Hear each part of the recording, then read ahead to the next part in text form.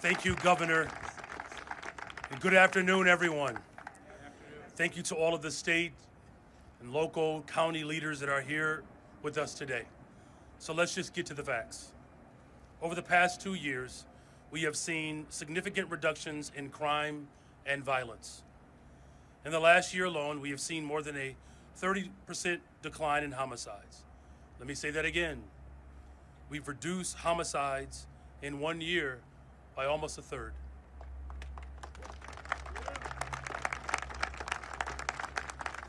We've launched a robberies task force with the Chicago Police Department, effectively reducing robberies by almost 35%.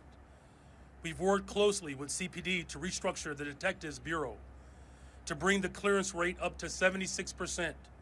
It's the highest we've seen in more than a decade. We've worked with the Chicago Police Department and our Community Violence Intervention, CVI partners, to reduce shootings by almost 40%. Almost 40%. We've done that in 1 year. This is significant progress, and it's historic progress.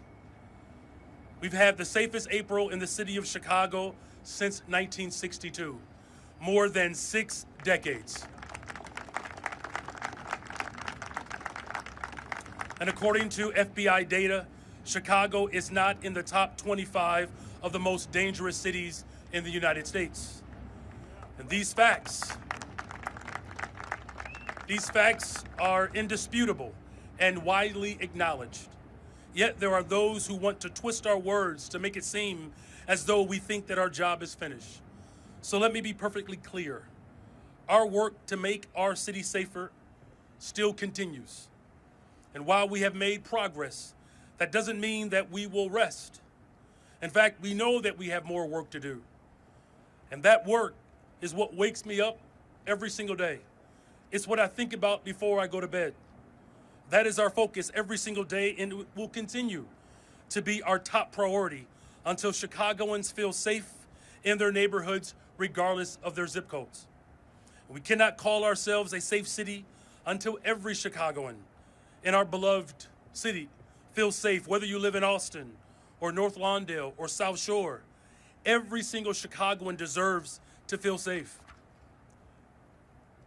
There are those who might ask, if we have seen consistent historic reductions in crime and violence across our city over the past 2 years, and if we are not even in the top 25 most dangerous cities, then why are we now being targeted by the Trump administration for a military occupation? We are being targeted because of what and who we represent. Chicago was known as a working class city. We are the birthplace of the labor movement, and we will always be a union town. But we're also a diverse city, Black and Latinx, Asian, Indigenous, and whites. We are a city with vibrant neighborhoods that represent every single nationality and every immigrant community from around the world, with more than 40 different language groups that are spoken in homes across Chicago. And we are a progressive city. We believe in investing in people. We believe in standing up for the most vulnerable among us.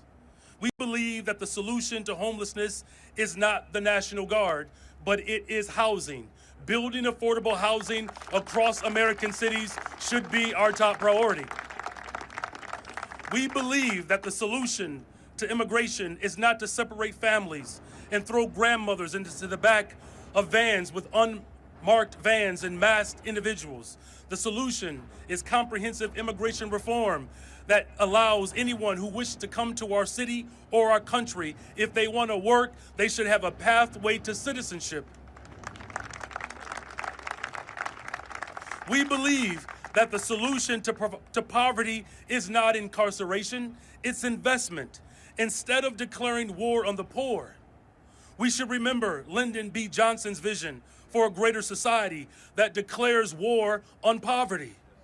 And we believe that you don't solve crime by sending in the military. You work every day towards constitutional policing and rebuilding trust between law enforcement and residents. You solve crimes and bring closure to victims when we ensure that our detectives division have all of the tools that they need.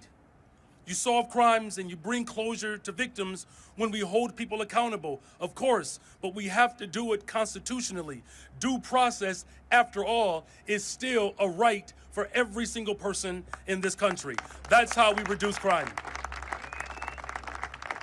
So we are being targeted because of who we are as a city more than anything else. We are a shining example of what happens when working people stand together. The last thing that Chicagoans want is someone from the outside of our city who doesn't know our city try to dictate and tell us what our city needs. As the mayor of this city, I can tell you that Chicagoans are not calling for a military occupation. They are calling for the same thing that we've been calling for some time, and that's investment. What safe cities across America all have in common, they invest in people, and that's what we're doing in Chicago. We need the federal resources to make sure that we're building more affordable housing, expanding mental and behavioral health care, education, all of these things that could reduce crime and provide real community safety. Instead of spending hundreds of millions of dollars for a publicity stunt to invoke chaos and terror, the federal government should spend that money on proven solutions to crime and violence reduction. We cannot incarcerate our way out of violence.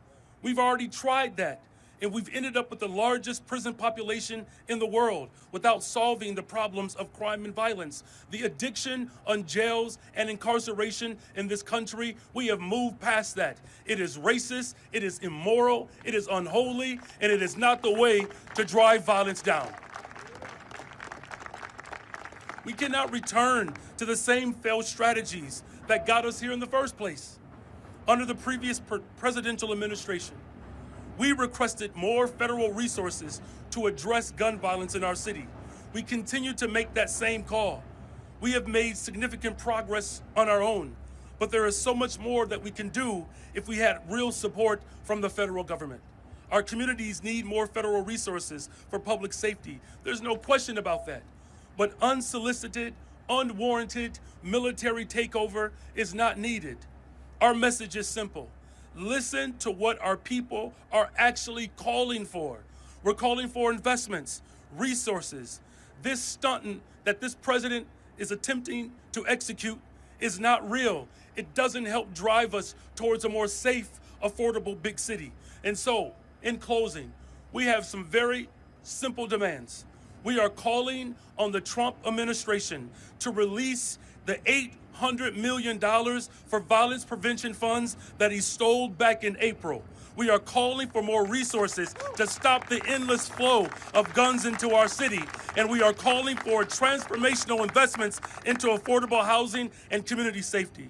I'm proud to stand with all of the partners that are here today, as well as mayors and governors across this country. We will defend our democracy. We will protect our humanity. We will stand up for the interests of working people. And so that's the state, local government, the federal delegation that are all here, committed, standing firm in our values, standing up for the greatest freaking city in the world, the city of Chicago. Thank you very much.